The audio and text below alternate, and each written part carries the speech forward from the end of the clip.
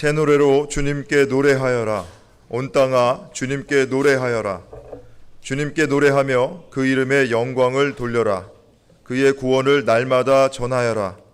그의 영광을 만국에 알리고 그가 일으키신 기적을 만민에게 알려라. 주님은 위대하시니 그지없이 찬양받으실 분이시다. 어떤 신들보다 더 두려워해야 할 분이시다. 아멘.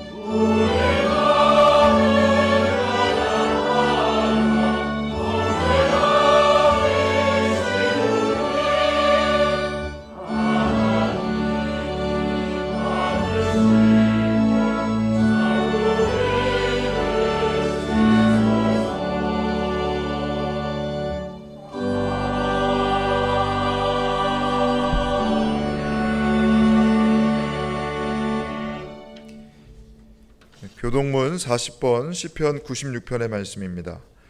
새 노래로 여호와께 노래하라. 온 땅이여 여호와께 노래할지어다. 여호와께 노래하여 그의 이름을 송축하며 그의 구원을 날마다 전파할지어다. 그의 영광을 백성들 가운데에 그의 기이한 행적을 만민 가운데에 선포할지어다. 만국의 모든 신들은 사람들이지만 여호와께서는 하늘을 지으셨으리로다. 존귀와 위엄이 그의 앞에 있으며 능력과 아름다움이 그의 성소에 있도다. 아름답고 거룩한 것으로 여호와께 예배할지어다. 온 땅이여 그 앞에서 떨지어다. 하늘은 기뻐하고 땅은 즐거워하며 바다와 거기에 충만한 것이 외치고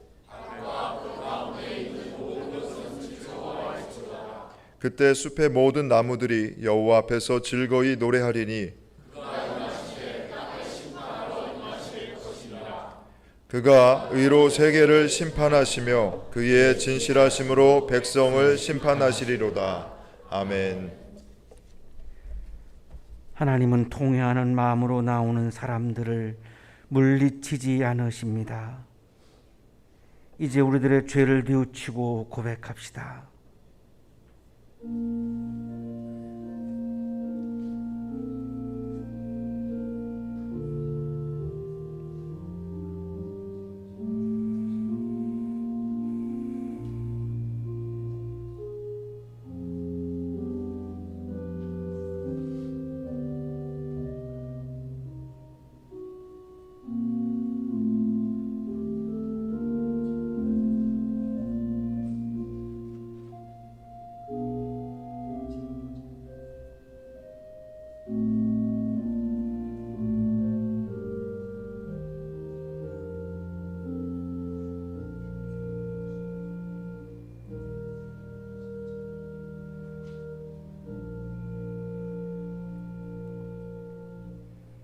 우리가 우리 죄를 자백하면 하나님은 신실하시고 의로우신 분이셔서 우리 죄를 용서하시고 모든 불의에서 우리를 깨끗하게 해 주실 것입니다. 아멘.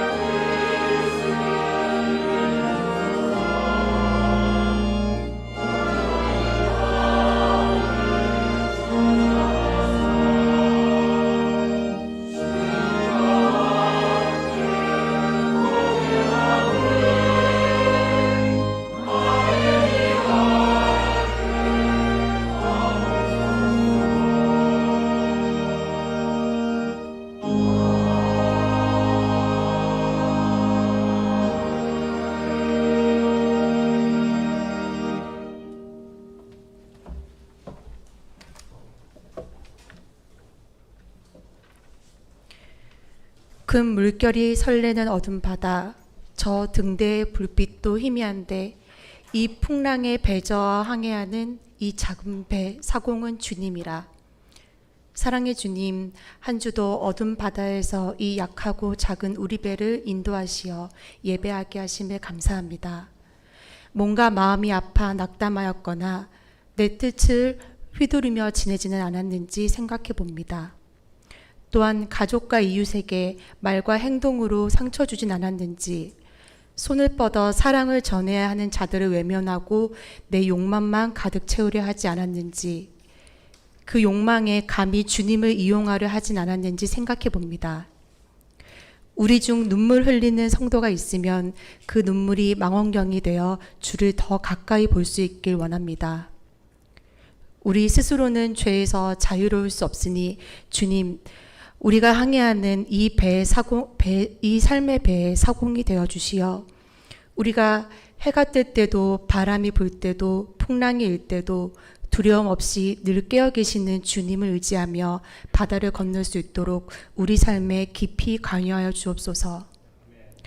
또한 우리가 이 땅에서 살아갈 때 바꿀 수 있는 것은 변화시킬 수 있는 용기를 주시고 바꿀 수 없는 것은 용납하게 하는 평안을 주시며 그리고 이 둘을 구분할 수 있는 하늘로부터의 지혜를 허락하여 주시길 간절히 기도합니다.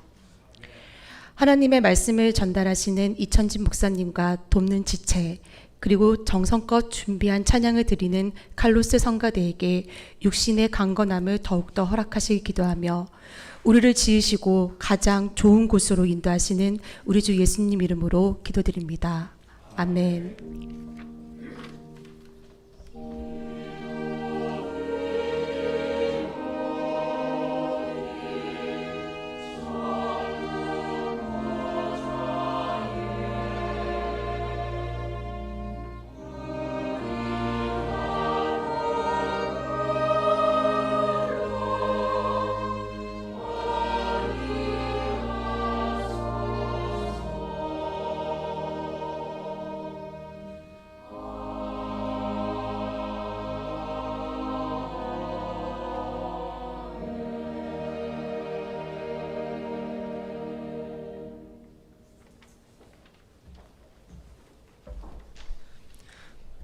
갈라디아서 1장 6절에서 12절까지 말씀입니다.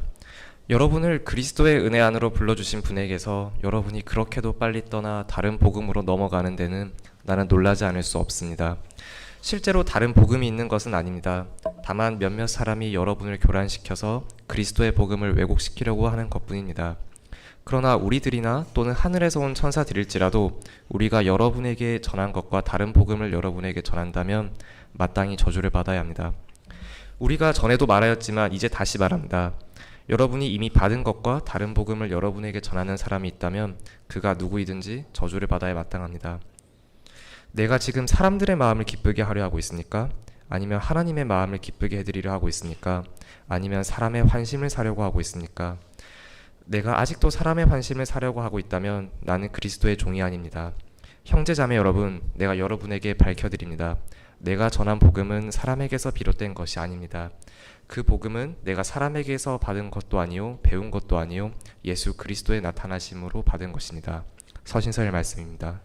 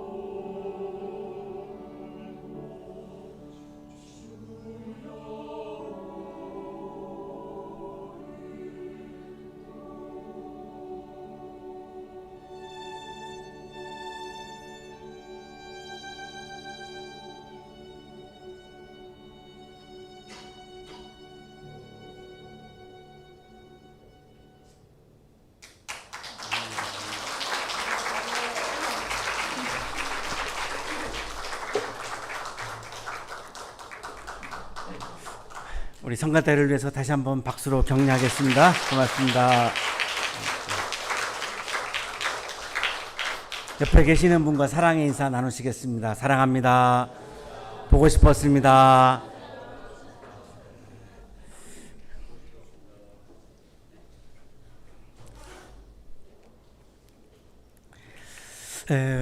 우리 한국교회에서 우리가 대체적으로 이렇게 가지고 있는 생각 또 논쟁이 하나가 있습니다.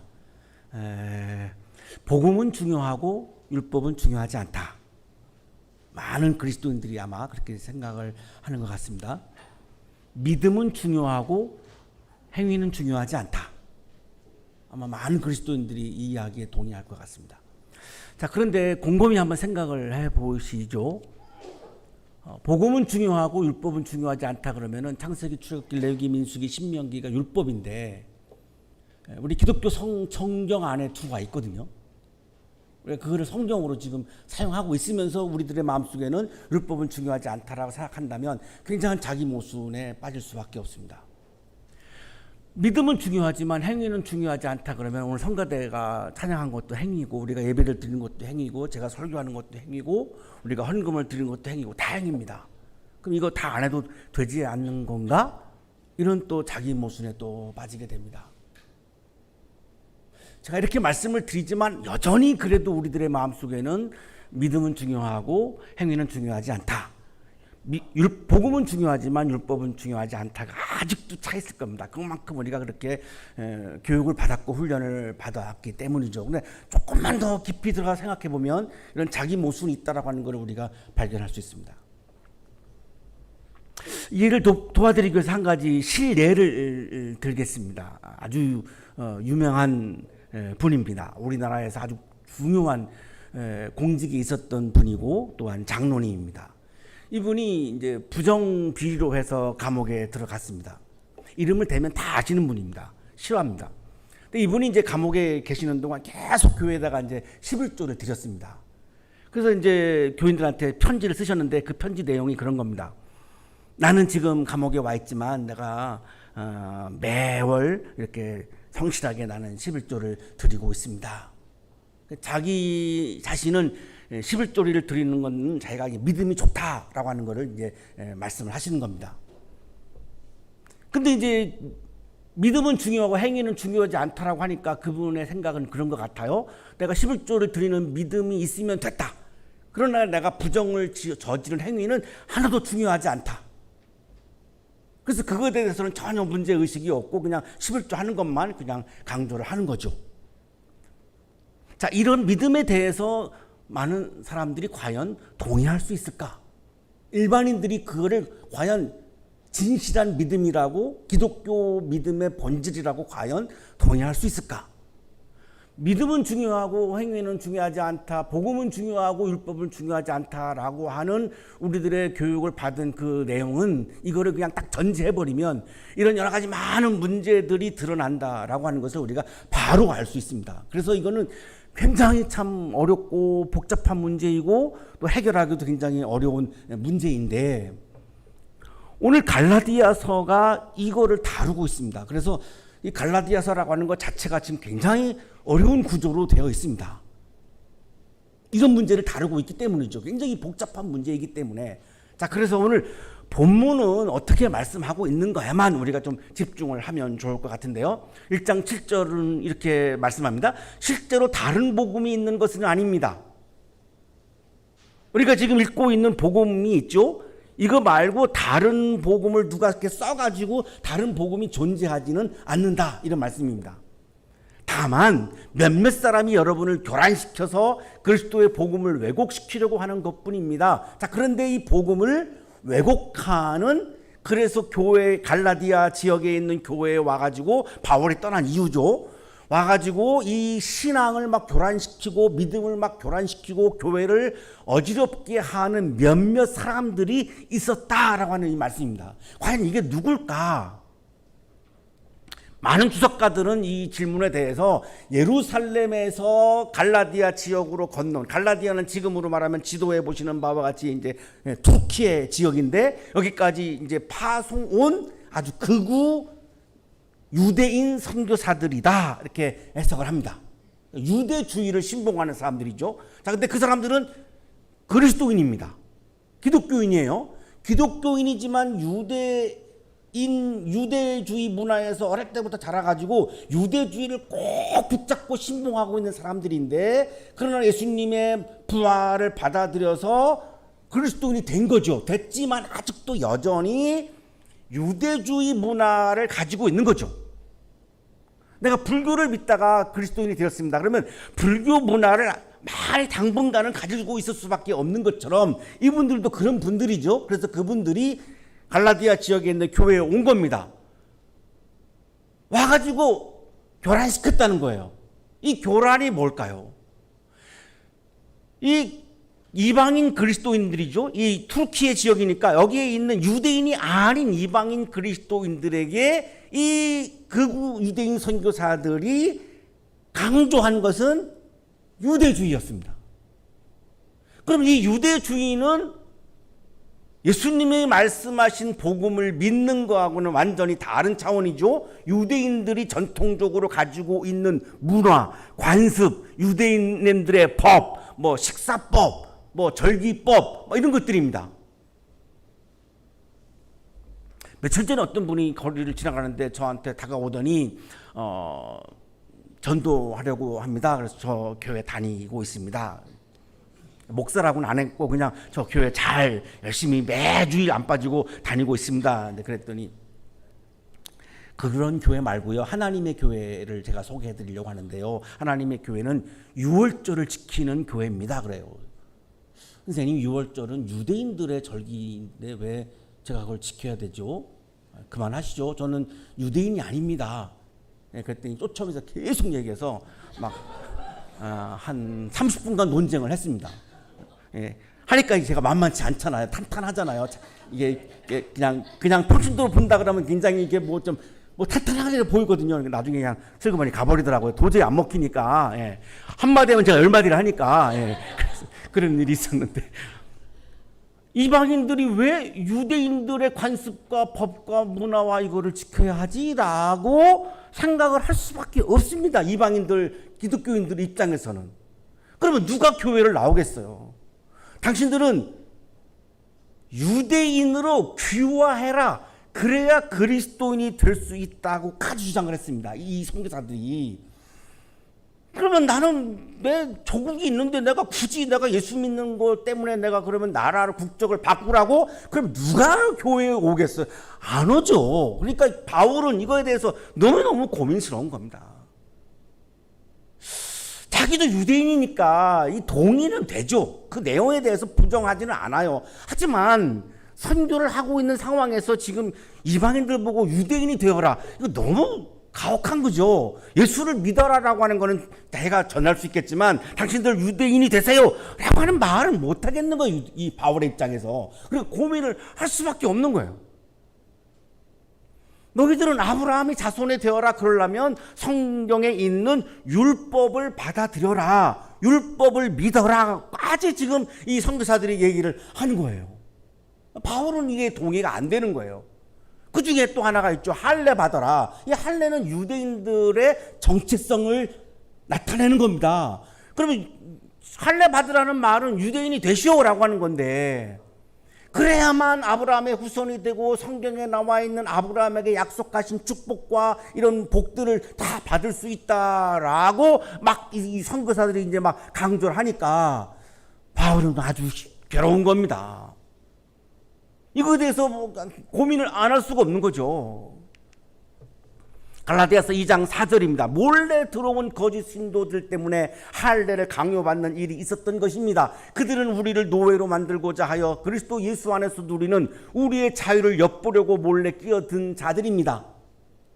진리가 너희를 자유케 하리라라고 하는 말씀을 바울이 전해서 이 이방인 그리스도인들은 내가 예수님이 주시는 진리로 내가 자유함을 얻었습니다라고 지금 막 좋아하고 있는데, 할례 받아, 율법을 받아들여, 막 유대인이 돼, 이렇게 막 유대인들의 노예로 삼으려고 하는 이런 상황에 지금 막 몰려 있는 겁니다. 바울은 굉장히 답답한 거죠. 그것은 게바가 야고보에게서 몇몇 사람이 오기 전에는 이방 사람들과 함께 음식을 먹다가 그들이 오니 할례 받은 사람들을 두려워하여 그 자리를 떠나 물러난 일입니다. 이 베드로가 굉장히 약간 비겁한 모습을 보이고 있는 장면이잖아요. 이방인들하고 막 식사하고 있는데 유대인들이 막 와서 들이닥쳤어요. 그러니까 얼른 도망친 거예요. 왜? 유대인들과 식사하면 안 된다는 게 유대인 법이거든요. 유대법이거든요. 이방인들과 어울리면 안 된다는 거예요. 부정탄다는 거예요. 그러니까 얼른 유대인들의 법을 지켜야 되니까 지금 베드로가 이방인들과 밥을 먹다가 중간에 숟가락 놓고 도망을 친 거예요. 왜? 유대인들의 식사법 때문에 그래요. 이게 율법에 다 나오거든요. 유대인들의 식사법이 나오거든요. 돼지고기 먹지 말라는 것도 이게 유대인 정결법 식사법이 나오잖아요. 우리도 사실은 문자 그대로 예수 믿으려고 그러면 삼겹살 먹으면 안 되는 거죠. 돈 많이 버셔가지고서 이제 등심 안심만 드셔야 되는데 너무 힘들죠. 그렇게 하기에는. 예.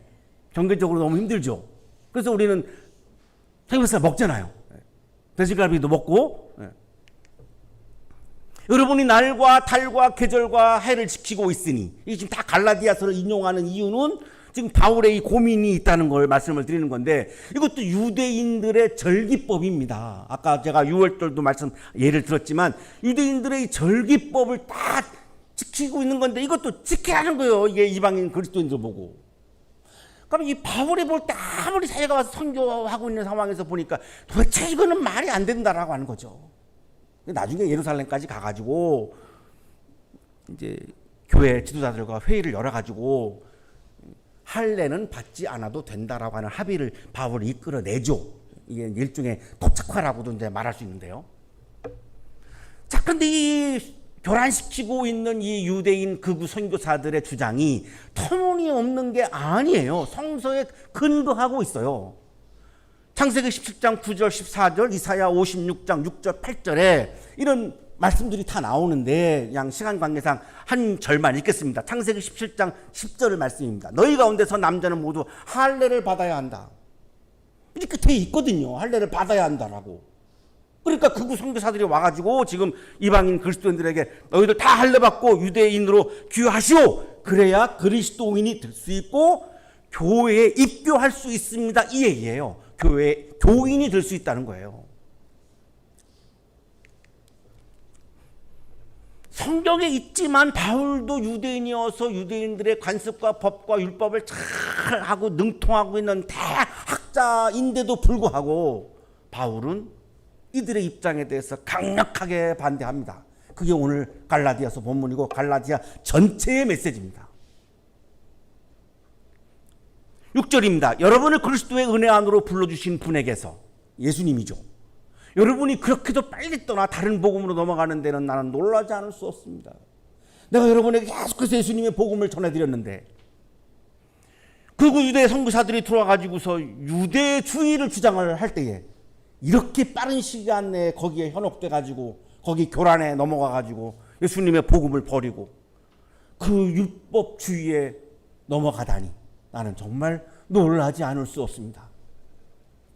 실제로 다른 복음이 있는 것은 아닙니다. 누군가가 다른 복음을 쓴 것은 아닙니다. 다만 몇몇 사람이 여러분을 교란시켜서 그리스도의 복음을 왜곡시키려고 하는 것뿐입니다. 사도 바울은 그 사람들을, 극우 유대교 유대인 선교사들을 지금 그리스도의 복음을 왜곡시키고 있다라고 강력하게 주장합니다. 왜냐하면 이방인들은 모세의 율법을 받으리라고 하는 이런 요구 없이 바울이 전할 때에는 예수 그리스도를 믿는 믿음으로 우리는 그리스도인이 될 수 있다라고 바울은 믿었고 또 그렇게 전했어요. 이방인 그리스도인들은 다 그거를 받아들였어요. 흔쾌히 받아들였고 기쁨으로 받아들였어요. 그런데 지금 딴 얘기를 하니까 유대인이 되라고, 유대인들의 관습과 법과 문화와 법을 다 지키라고 하니까 바울의 입장에서는 그거는 다른 복음이다. 예수님의 복음이 아니다. 내가 다메섹 도상에서 내가 체험할 때 받았던 예수님이 나에게 주신 복음, 그 복음이 아니다. 예수의 복음이 아니고 그건 다른 복음이다. 그건 예수님의 복음을 왜곡시키는 것이다 라고 지금 얘기하는 거죠. 오늘 우리가 받고 있는 이 말씀은 사실상은 교회에 입교하는 조건에 대한 말씀이에요. 이방인들이 예수님을 받아들이고 영접하고 복음을 받아들이고 교회에 등록을 해서 입교를 하는 이 조건에 대한 말씀인데, 바울의 입장은 예수를 믿으면 된다라고 하는 거고, 여기서 이제 오해가 나오죠. 예수를 믿으면 된다라고 하는 말은 행위는 관계없다라고 하는 말은 아닌데, 자꾸 여기 뭐라고 표현해야 되죠? 바울은 예수를 믿는 믿음으로 그리스도인이 된다라고 말했지, 행위는 관계가 없어라고까지 얘기 안 했는데, 그건 우리가 만들어낸 말이에요. 그 말씀을 우리가 해석하면서 덧붙인 말이지, 바울은 그렇게 말을 하지 않았다는 겁니다. 우리가 오늘 주목해서 봐야 될 부분입니다. 바울은 이방인들이 교회 회원이 되는 조건은 모세의 율법을 받아들이고 할례를 받고 유대인들의 절기를 다 지키고 식사 규정을 지키고, 유대인들의 식사 규정은 이방인들과 식사하지 말라는 건데, 지금 이 사람들은 본인들이 다 이방인들인데 그러면 어떡하라고요? 예를 들면은 저기 우리 예배 끝나고 우리 애찬홀에서 식사를 하는데, 뭐 특정 뭐 제주도 사람들은 여기서 밥 먹으면 안 되니까 나가시오 하는 거 똑같은 거거든요. 이게 교회일 수가 없잖아요. 말이 안 되잖아요. 저도 강 교수님도 뭐 다 밥 못 먹고 나가야 되는데, 이게 어떻게 교회일 수가 있겠어요? 바울은 이게 너무 어처구니가 없는 건데, 지금 이 몇몇 선교사들이 와가지고 이렇게 교란을 시키고 지금 막 혼란을 일으키고 있는 거죠. 그러나 바울은 믿음은 옹호하고 행위는 부정한 사람은 전혀 아닌 것을 오늘 본문은 우리들에게 말씀하고 있습니다. 우리가 약간 오해한 부분을 굉장히 잘 말씀해 주고 있는 본문입니다. 바울은 아브라함의 자손이 되기 위해서, 다시 말하면 교회의 구성원이 되기 위해서, 그리스도인이 되기 위해서 모세의 율법을 지킬 것을 이방인에게 요구하는 것을 반대하는 겁니다. 잘 보시죠. 교회의 구성원이 되기 위해서 모세의 율법을 지킬 것을 이방인에게 요구하는 것을 반대하는 거지, 율법을 지키는 것을 반대하는 게 아닙니다. 생각해 보시죠. 율법을 지키는 게 왜 나쁘죠? 자, 율법 중에 내 부모를 공경하라라고 하는 말씀이 있죠. 자, 그거 지키는 게 나쁜가요?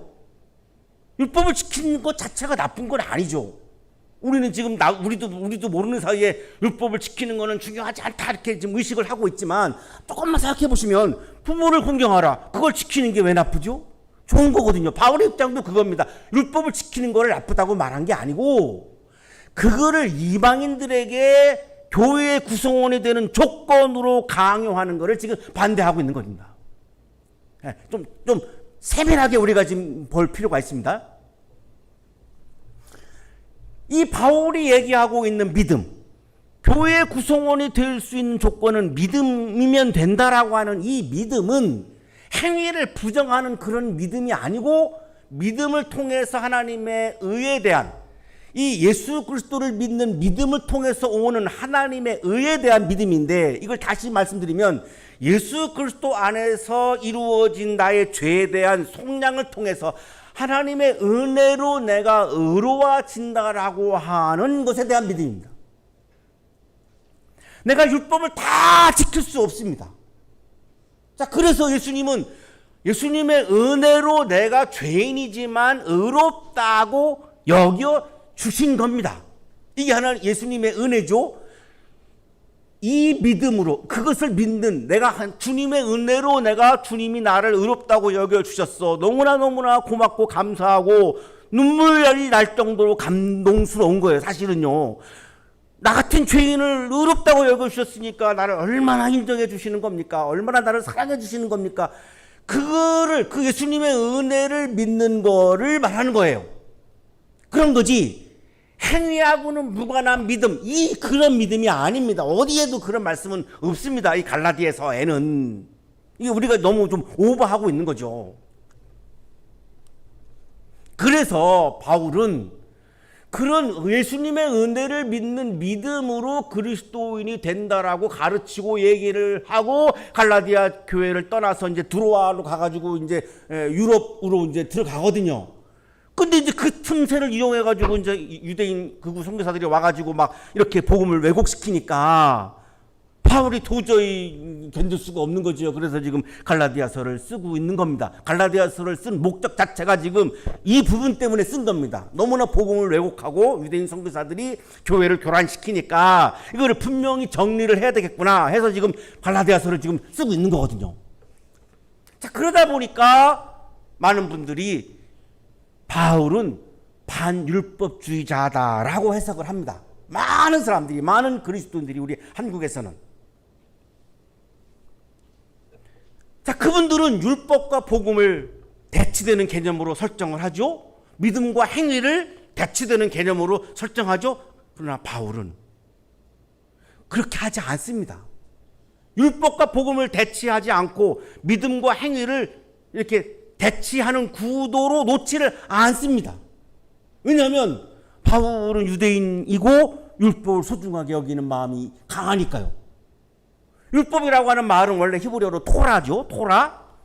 굉장히 토라라고 하는 거는 긍정적인 의미로 되어 있죠. 이렇게 손가락으로 내가 걸어가야 될 길을 이렇게 가르친다라고 하는 야라에서 온 말인데 삶의 규범, 지침, 방향 제시를 하는 의미를 갖고 있습니다. 유대인들은 이런 방향으로 가야 돼. 유대인들은 이 길로 가야 돼.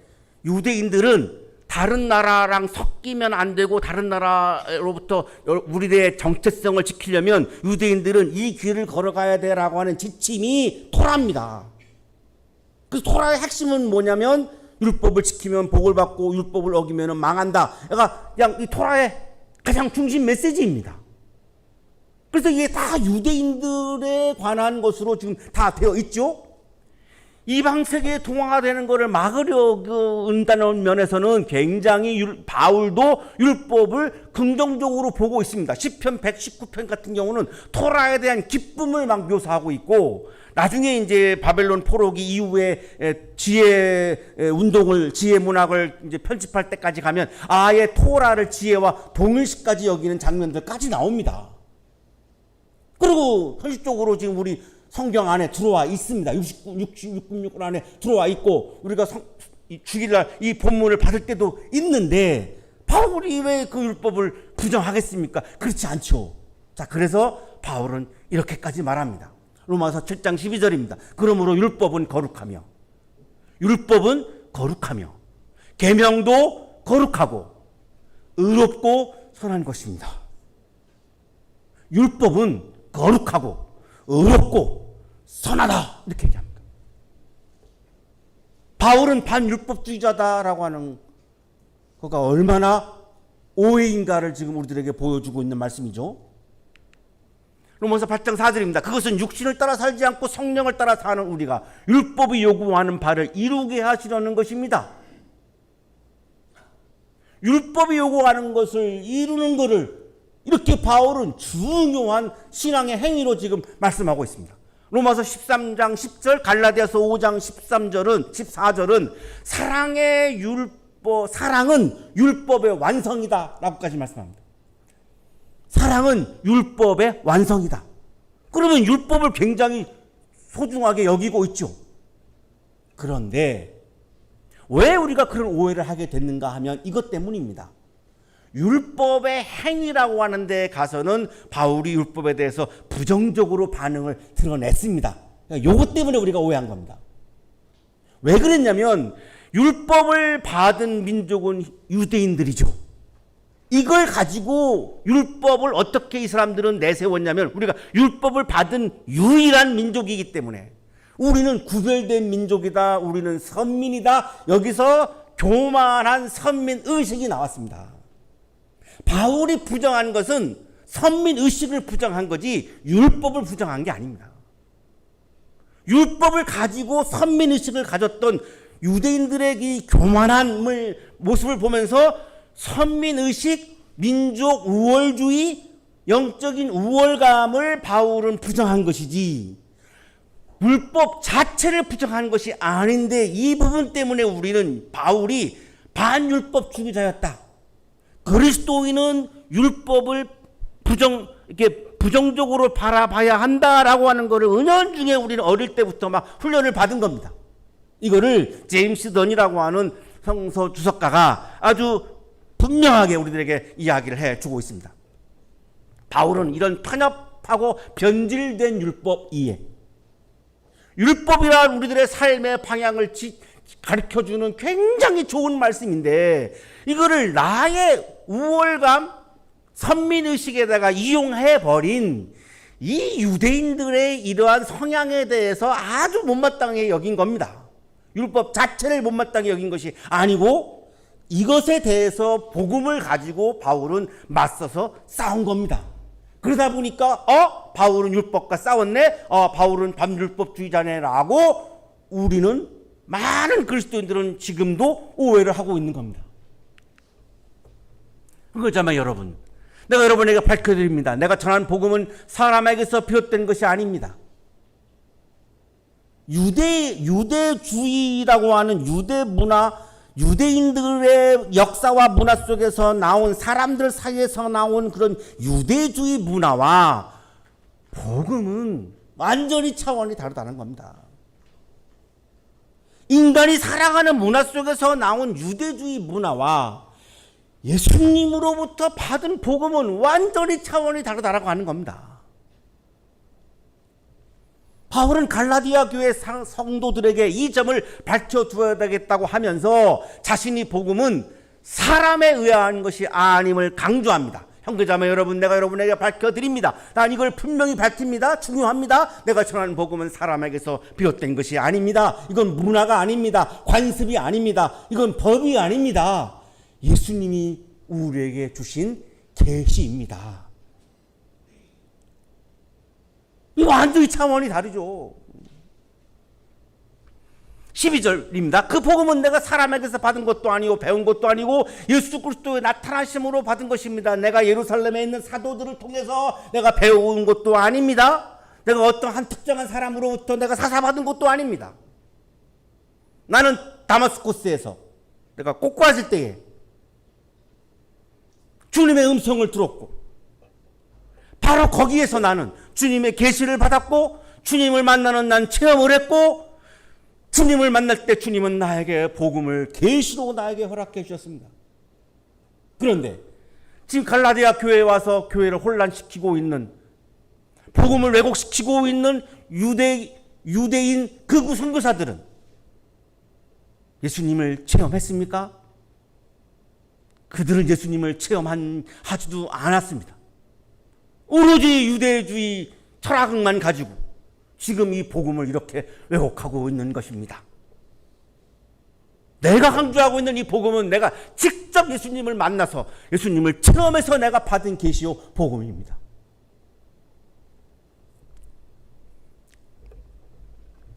이것이 바울이 전하는 복음의 기원과 원천의 전부입니다. 예수 그리스도의 계시라고 하는 겁니다.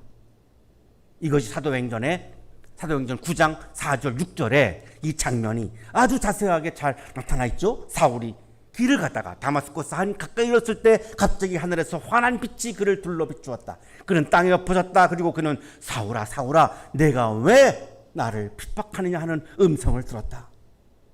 예수님의 소리를 들으며 예수님을 만나는 체험을 했고 복음을 받았고 계시를 받은 거죠. 하나님께서는 예수 그리스도를 바울에게 계시하셨고 바울은 이 그리스도를 전파했던 거죠. 이것이 바울 복음의 유일한 기원입니다. 이것으로 자신과 지금 적대 관계에 있는 극우 유대인 선교사들과 차별성을 제시하면서 그들과 맞서고 있고 그들은 복음을 왜곡하고 있다고 지금 강력하게 공격을 하고 있습니다. 자, 그렇다면 이런 생각을 이제 안 할 수가 없죠. 믿음은 중요하고 행위는 중요하지 않다. 복음은 중요하고 율법은 중요하지 않다. 복음의 왜곡입니다.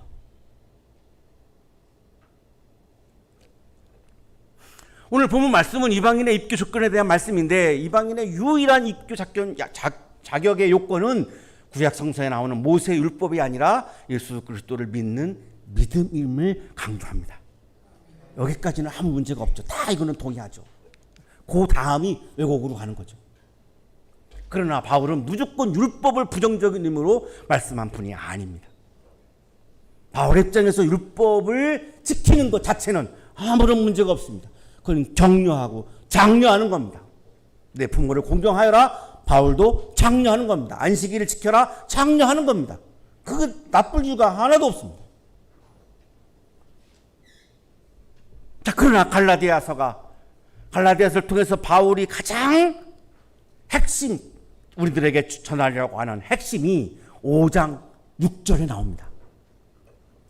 그리스도 예수 안에서는 할례를 받거나 안 받는 것이 문제가 되는 것이 아닙니다.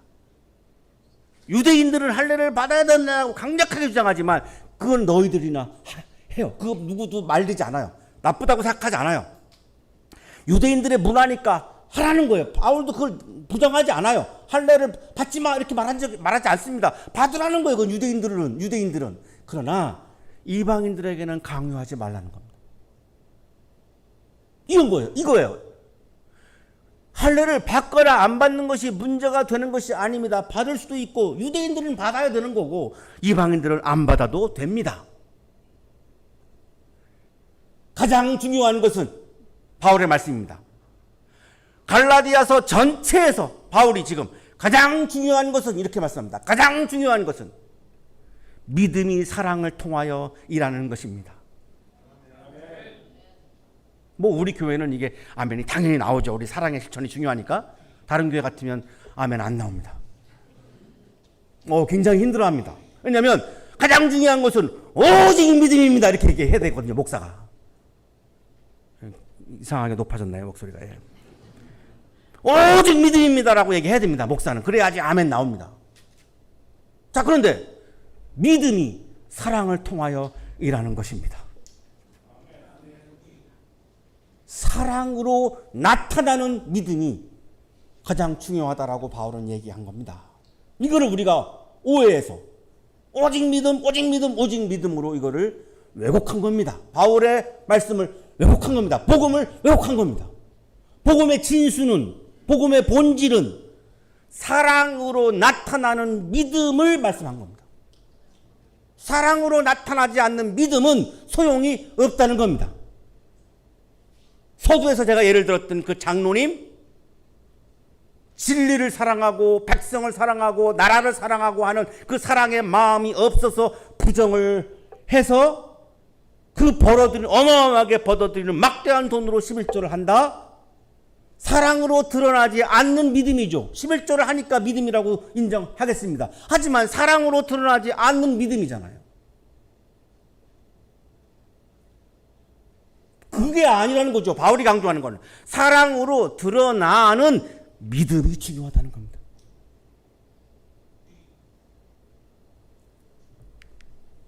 어떤 그리스도인은 믿기만 하면 되니까 일주일 내내 나는 사기쳐가지고 돈 벌고 주일날 내가 가서 예배 드리면 나는 구원받는데 아무 문제 없지라고 생각하는 그리스도인들도 있죠.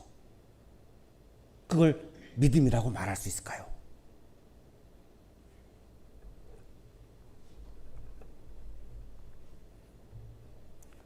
신학주석가 권영경 교수는 바울은 바로 이 믿음, 사랑을 통해 위력을 드러내는 믿음이,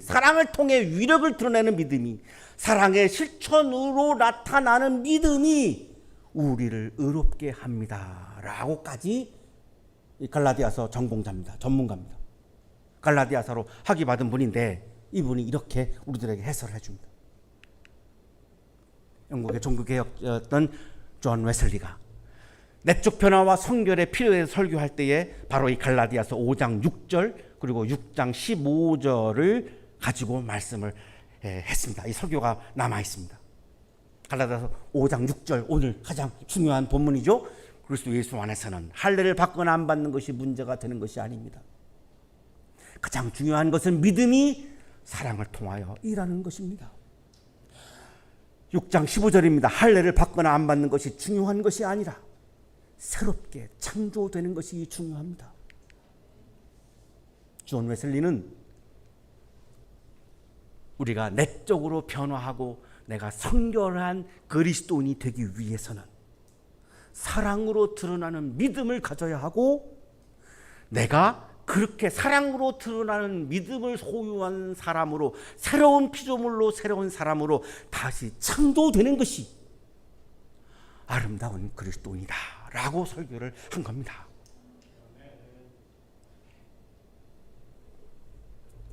사랑으로 드러나는 믿음이 충만하셔서, 사랑으로 드러나는 믿음이 충만하셔서 오늘도 우리가 주님이 보시기에 아름다운 새로운 피조물로 거듭나고 새로 태어나고 새로 창조되는 황홀한 주일 아침이 되시기를 간절히 축원합니다.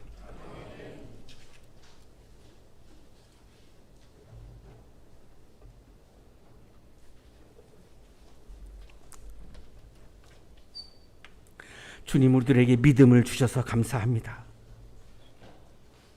믿음을 받기에도 부족한 존재임을 우리가 알고 있습니다. 그러나 은혜로 믿음을 선물로 주셔서 감사합니다. 주님이 선물로 주신 그 믿음이 사랑으로 드러나게 하여 주옵소서. 사랑을 드러내는 믿음의 소유자로 살아가게 하여 주옵소서. 날마다 일상 속에서 사랑을 드러내는 믿음을 가지고 날마다 새로운 존재로, 새로운 피조물로 새롭게 창조되는 주님의 역사를 경험하며 살게 해 주옵소서. 예수 그리스도 이름으로 기도하옵나이다. 아멘.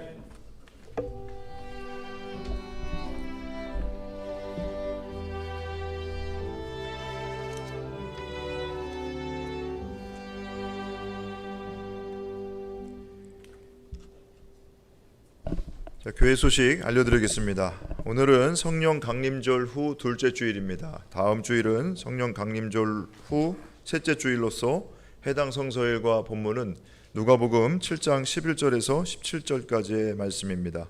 자, 이 본문 가지고 선생님이 오실 그분입니까? 라는 제목으로 담임 목사님 설교해 주시겠습니다. 주중에 본문 묵상해 주시기 바랍니다. 자, 오늘은 6월 정기기획위원회의가 있습니다. 식사 후 12시 40분부터 세미나실에서 모여서 진행합니다. 우리 기획위원분들 참석해 주시기 바랍니다. 자, 오늘 청년교회 모임은 기획위원회의가 있는 관계로 친교실에서 모이겠습니다.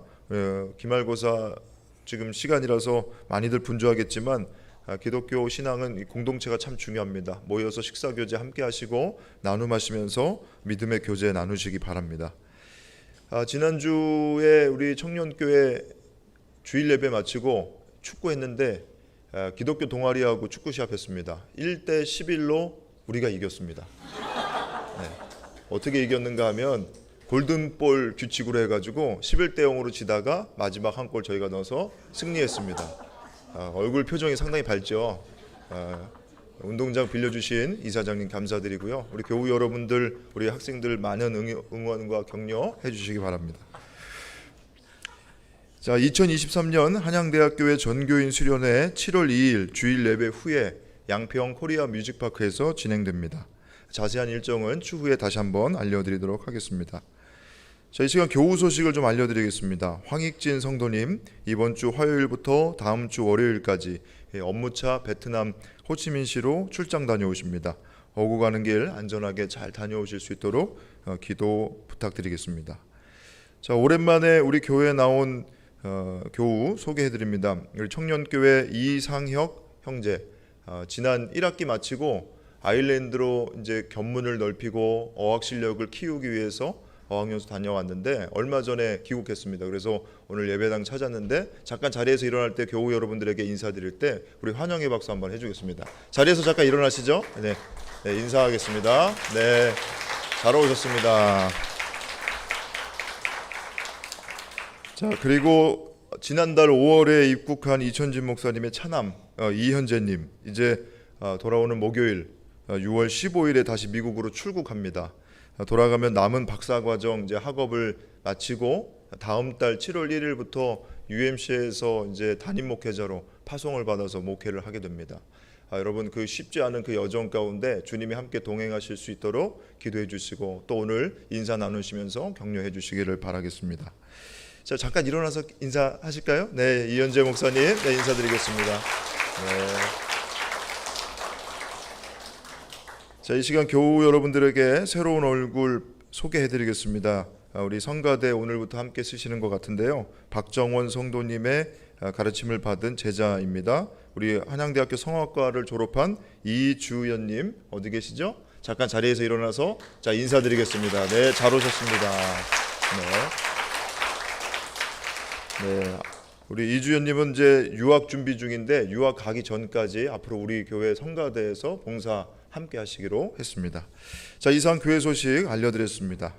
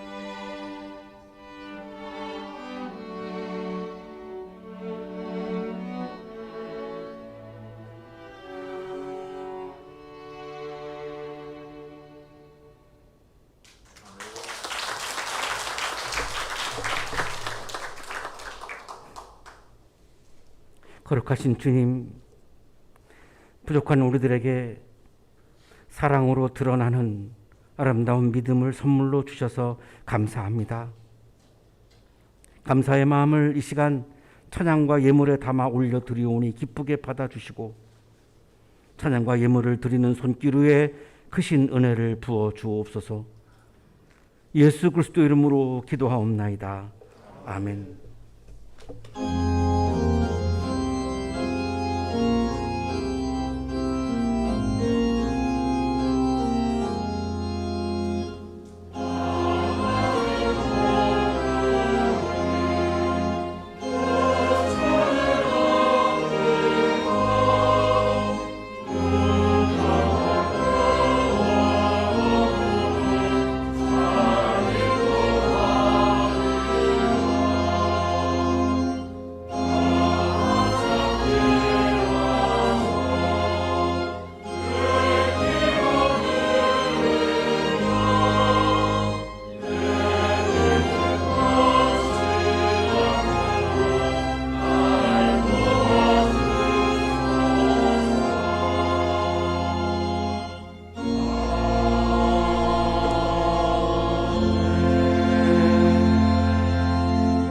이제는 우리에게 하나밖에 없는 생명까지도 아낌없이 사랑으로 나누어 주시는 예수 그리스도의 은혜와 오늘도 우리에게 말씀을 주시는 하나님의 사랑하심과 믿음을 주시는 성령의 역사하심이 사랑으로 드러나는 믿음을 다시 한번 우리들의 마음에 가득가득 채우고 세상을 향하여 힘차게 나아가는 우리 모든 한양 가족들의 삶 속에 지금부터 영원토록 함께 하시기를 간절히 축원하옵나이다. 아멘.